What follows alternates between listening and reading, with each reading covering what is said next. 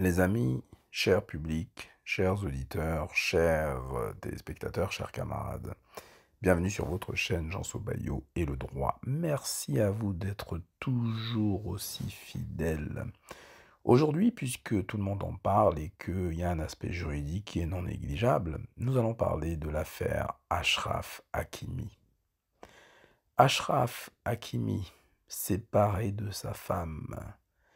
Achraf Hakimi, tout le monde dit que le gars a taclé sa femme parce que elle ne touchera rien de son divorce, etc., etc. Alors les amis, là-dessus, tout le monde n'est pas d'accord. Je vais vous expliquer pourquoi la femme Achraf, pardon, Hakimi va récupérer son argent. En effet, il ne faut pas prendre non plus les juges pour des neuneux. Vous savez que dissimuler son patrimoine ou cacher ses revenus lors d'un divorce, c'est quand même quelque chose de délictuel. On va pas vous le cacher. Donc, en fin de compte, ce qui se passe, c'est qu'il y a des gens, effectivement, il y a des petits malins qui, voilà, tout va bien, se marient, font des enfants, donc se marient avec une femme qu'ils ont choisie, hein, une femme qu'ils aiment. Si tu n'as pas choisi cette femme, ne l'épouse pas. À partir du moment où tu l'épouses, ça veut dire que tu l'as choisie et que tu as choisi de faire ta vie avec elle. Donc vous avez des enfants, etc. Les enfants représentent déjà un patrimoine. Bref, encore une fois, on voit que l'argent est toujours au cœur de ces choses-là. Bref, sur l'aspect strictement juridique, le fait de dissimuler ses revenus ou son patrimoine, eh bien, c'est délictueux, hein. Ça veut dire quoi? Ça veut dire que, bon, on sait très bien les techniques qui existent. Donc les gens, ce qu'ils font généralement pour pouvoir dissimuler leurs revenus ou leur patrimoine, ils vont s'inventer des choses. Par exemple, ils vont souscrire des soi-disant emprunts.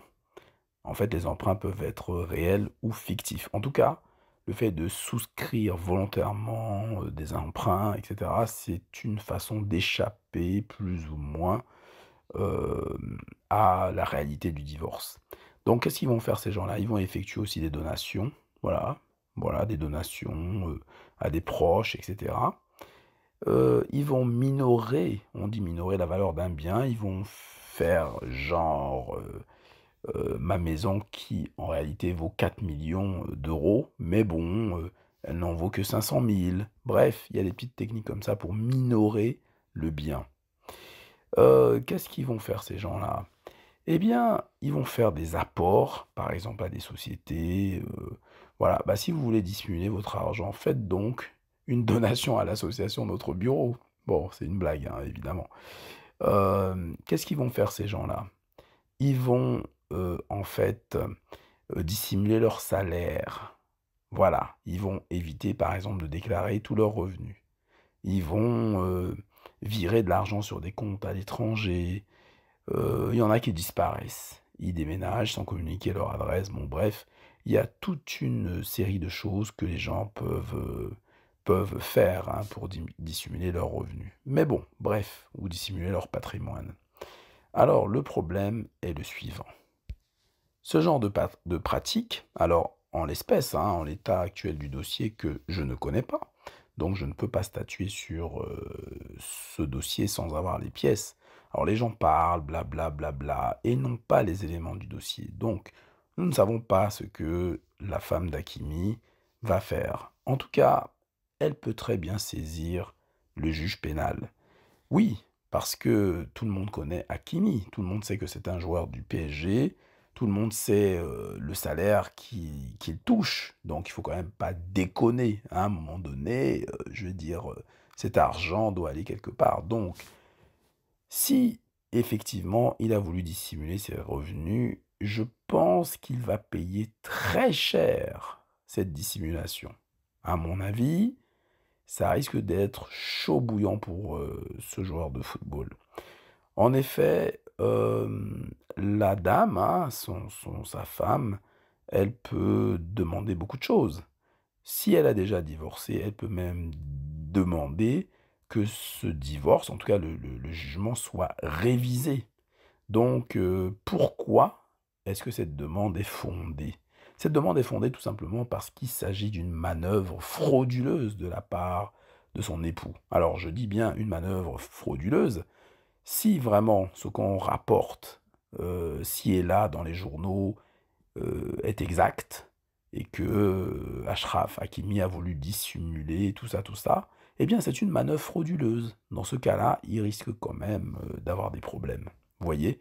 Parce que ce serait beaucoup trop facile. N'oublions pas qu'ils ont des enfants ensemble, hein, d'après ce que j'ai lu à droite et à gauche. Donc ça me paraît quand même bizarre. Donc j'ai lu beaucoup de choses sur Internet et j'ai été surpris que, par exemple, personne ne réagisse. Quand je dis personne, ce sont des spécialistes, hein, des spécialistes de la chose, ne réagissent pas, ne disent pas, mais attendez, qu'est-ce que vous racontez? C'est quoi la merde que vous êtes en train de raconter, hein? Excusez-moi d'employer cette expression, mais c'est une vraie merde.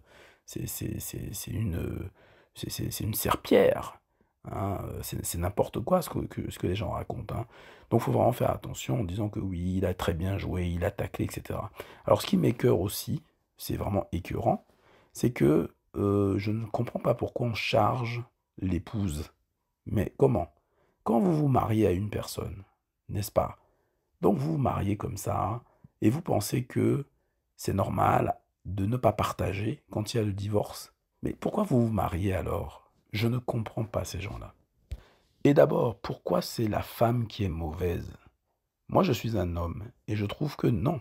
Si c'est vrai ce qu'on dit, qu'il a dissimulé son patrimoine, ses revenus, c'est lui qui est mauvais, c'est pas sa femme. En plus de ça, désolé, le gars est accusé de viol. Il bénéficie de la présomption d'innocence. Sa femme apparemment a fait des déclarations qui, voilà, ne l'arrangent pas, hein. Je vous dis tout de suite, hein, les déclarations de sa femme n'arrangent pas du tout son dossier. Alors, s'il est avéré qu'il est coupable, parce que c'est toujours compliqué, vous avez vu avec Neymar, c'était vraiment un montage, etc. Alors, et justement, les affaires comme celle de Neymar ne rendent pas service justement aux personnes qui sont victimes de viol. Donc, à supposer que cette affaire soit vraie, véridique, à ce moment-là, je peux vous assurer que Achraf Hakimi risque vraiment gros. Et s'il a vraiment dissimulé son patrimoine et son argent, il risque vraiment gros. Oui, en fait, ce délit pénal, s'il est constaté, hein, si vraiment tout ce qu'on dit est vrai, encore une fois, parce que les dossiers, nous, on les a pas, donc c'est toujours compliqué de statuer quand on n'a pas vu les dossiers.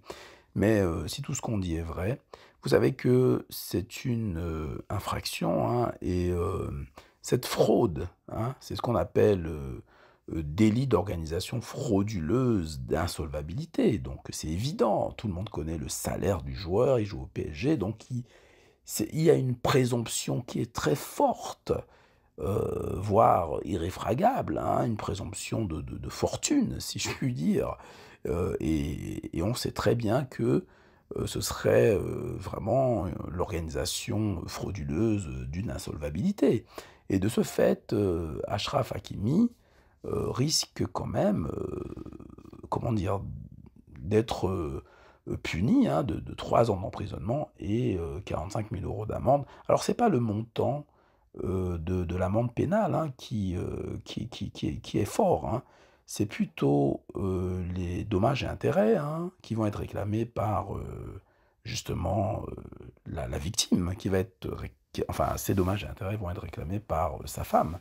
Et dommages et intérêts, quand on connaît le patrimoine du joueur et les montants extraordinaires qu'il touche, ça peut aller très très très haut. Donc c'est des millions et des millions et des millions, hein, soyons clairs, hein. Bon, voilà, c'est pas le petit argent comme on dit.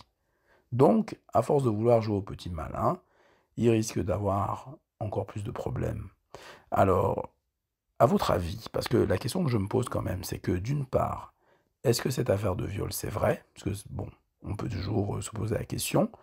Vous savez que, bon, jusqu'à ce que la personne, évidemment, soit condamnée, et en France, je vous rappelle encore une fois que le viol, c'est un crime. Ça veut dire que les magistrats font attention. C'est-à-dire que les pièces qui sont étudiées, ça doit être des pièces vraiment matérielles. Voilà, si on condamne quelqu'un, franchement, à moins qu'il y ait une magouille, mais si on condamne quelqu'un, c'est qu'il a fait. Voilà, c'est qu'il a commis le crime. En France, notamment, tu vois, les autres, je ne sais pas. Mais en France, si on te condamne pour ce genre de choses, c'est que tu as vraiment commis le viol, quoi. Parce qu'il y a toujours des gens qui vont dire, ouais, mais non, il n'a pas violé, il n'a pas fait ci, il n'a pas fait ça. Bon, c'est vrai que l'affaire Neymar complique la tâche des femmes, mais quand même, hein, d'après l'enquête, enfin, d'après ce que je vois un peu marqué partout, il y a quand même des éléments, puisqu'il a été mis en examen, donc ça veut dire que euh, comment dire, le juge d'instruction a quand même des éléments. C'est-à-dire qu'on ne peut pas vous mettre en examen comme ça si on n'a pas d'éléments suffisants, hein. Surtout un joueur comme ça, connu et qui a les moyens de sa défense, hein. Voilà. Donc, bah, il était important pour moi de faire quand même une petite mise au point pour dire que non, elle va récupérer son argent. Donc arrêtez de dire des bêtises. Voilà. En tout cas, si, d'après ce que j'ai compris, le joueur a eu recours à ce genre de manœuvre, il risque vraiment gros. Les amis, merci de votre fidélité. Et puis, bah écoutez, passez une bonne semaine. Il y a un certain nombre de vidéos hein, qui vont arriver.